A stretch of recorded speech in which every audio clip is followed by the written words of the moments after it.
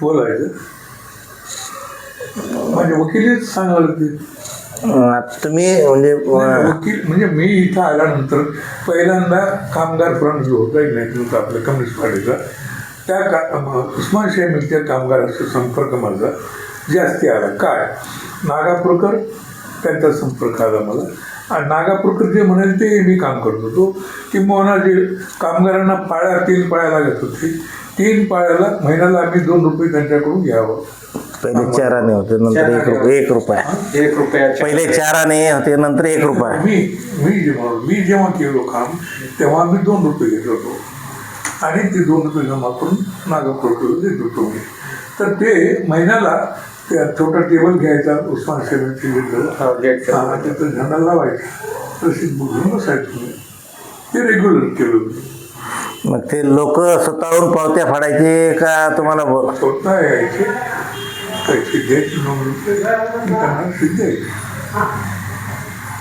आणि खरोखरच चांगले कामगार होते त्यांना. एका दोघं राहतात काही सोडून म्हणजे पण अतिशय शिस्तीनं पैसे देत होते आणि ते पैसे मी नागापूरकडे देऊन टाकत होते. आज जी राजकीय परिस्थिती किंवा संघटनात्मक जी परिस्थिती आहे त्या काळात कशी होती म्हणजे कम्युनिस्ट त्याच्यापेक्षा आता मला काही दिसून आलं असेल इकडं. मी स्वतःच म्हणजे एवढा म्हणजे निराश झालो म्हणून मी पहिल्यांदा किनोडच्या अधिवेशनात पहिला ठराव मांडला मी की CPM CPI अनकंडिशनली युनाईट. त्याला नंतर येऊ आपण पुन्हा त्याच्यावर येऊ. म्हणजे त्या काळात आता समजा तुम्ही कामगार चळवळीत सुरुवात केली. मी कामगार चळवळीमध्ये त्या ठिकाणी माझ्या भाषणावर बंदी आली उस्मान शाह. मी तेच मुद्दा यायलो की त्या काळात कम्युनिस्टांवर बंदी होती. कम्युनिस्ट म्हणजे तेलंगणातल्या सशस्त्र लढ्यामुळे कम्युनिस्ट हे खूप काय म्हणतात हिंसावादी किंवा आरोगण अशा प्रकारचा एक त्या काळात समाजाचा. मग तुम्हाला संघटनात्मक बांधणीत या सगळ्या अडचणी आल्या नाहीत का? तुमच्याकडे लोकसंशयाना किंवा मुस्लिम समाजात काफिर म्हणून कम्युनिस्ट ओळखल्या जायचे. मला काहीच समजलं. मला चांगलाच संबंध सगळ्याच कामगारांशी संबंध चांगला होता माझा. मुस्लिम लोकांशी संबंध चांगला होता माझा. मिलमध्ये मुस्लिम बहुसंख्या फार मोठ्या संख्या होती. आता इक्बाल नजरेवाल बाबा हे त्या काळातलीच होती. तो इक्बाल तर मारायला एक्सपर्ट माणूस होता. तो आमचा साहेबराव बारडकरलाही मारला त्याला गेला होता मारायला. साहेबराव बारडकर म्हणजे त्या काळातले आमदार. पुढारी काँग्रेसची पुढारी होती. नंतर ते उमरी बँकेत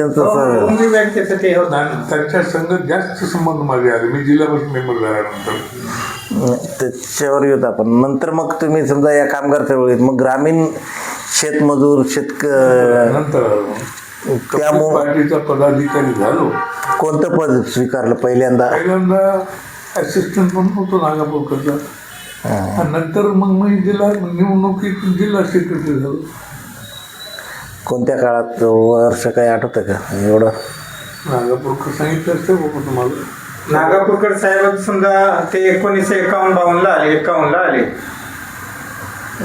कम्युनिस्ट पक्षाच्या याच्यात. त्याच्या आधी VD देशपांडे होते आणि मग ते VD देशपांडेच कम्युनिस्ट पक्षाची चळवळ समजा त्यांनी इथे हे केले. महाराष्ट्र फील्ड वर्कर म्हणून कधी काम केलं VD देशपांडे हैदराबादला. ते काय नावाजून दिल्लीकरचं नाही फील्ड वर्कर म्हणून त्यांनी 1935 आमदारकीला जेव्हा निवडणुकीला उभा राहिली तेव्हाच मी त्यांचा फुल टायमर वागत होतो आणि ते आमदार म्हणून निवडून आले. महाराष्ट्र परिषदेचे 1935ला फील्ड वर्कर म्हणून VD देशपांडेही होते. तर त्यांच्यावर त्यांनी मग शासनानं बंदी वगैरे घातली. त्यांना ते औरंगाबाद तिकडच्या याच्यात त्यांना हे केल्यामुळे जालना आणि या क्षेत्रामध्ये त्यांना पाबंदी घातल्यामुळे ते भूमिगत झाले आणि भूमिगत झाल्यामुळे ते नांदेडला आल्यानंतर त्यांनी इथल्या याच्यामध्ये सुरुवातीला त्यांनी मिलच्या कामगारांमध्ये अनेक अत्याचार होत होते. जॉबर्स वगैरे हे लोक त्यांना त्रास देत गेले मिल कामगारांना. तर VD देशपांडेनं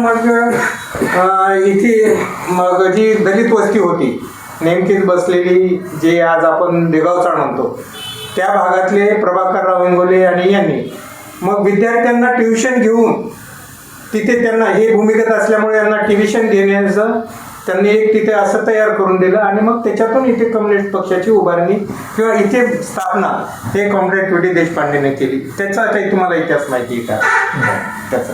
मला त्याचा कारण व्ही डी देशपांडे मी पुढारी मोठा मोठा नंतर म्हणजे ते आमदार कार्यकर्ता म्हणून कधी होते.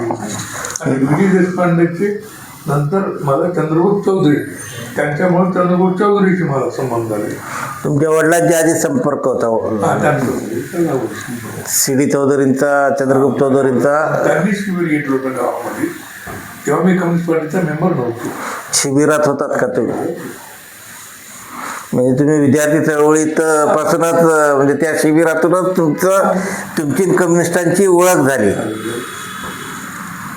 पण एवढं खरं की कम्युनिस्ट पार्टी वाढली केव्हा, हे बीडच्या पासून वाढली बघा. नांदेडला, बीडला जेव्हा नाना पाटील, क्रांतिसिंह नाना पाटील, त्याच्यामुळे नांदेडला आम्ही त्यांची सभा घेतली. आम्ही नाना पाटलाची जारीकोटला सभा घेतली.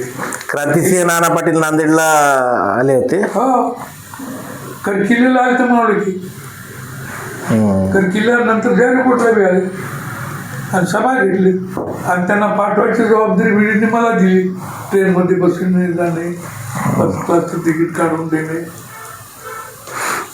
तुम्ही पक्षात आल्यानंतर म्हणजे आधीच व्ही डी देशपांडे असतील, अनंतराव नागापूरकर यांना सहकार्याच्या. नागापूरकर म्हणजे कमीच, आम्हाला कुठं देतो तो जवळ आहे ना. आम्ही मोठे झाले आहे सहकार्यातून मग तुम्ही नंतर डायरेक्ट थेट जिल्हा परिषदेला त्या काळात कोणत्या मतदारसंघातून? पहिले येताळा मतदारसंघ होता, दोनदा निवडून आलो ना मी. येताळा मतदारसंघातून एकदा, करखील मतदारसंघातून. म्हणजे धर्माबाद तालुका पूर्ण.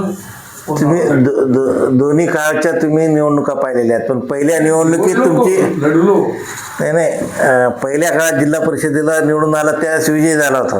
हा, दुसऱ्यांदा बी विजय झालो, तिसऱ्यांदा कुठेतरी पडलो नाही काहीतरी. नाही ते फार अलीकडच्या काळात 2000 नंतर पडलात. ते पडलेलं मला माहिती आहे. ते मी आपण काय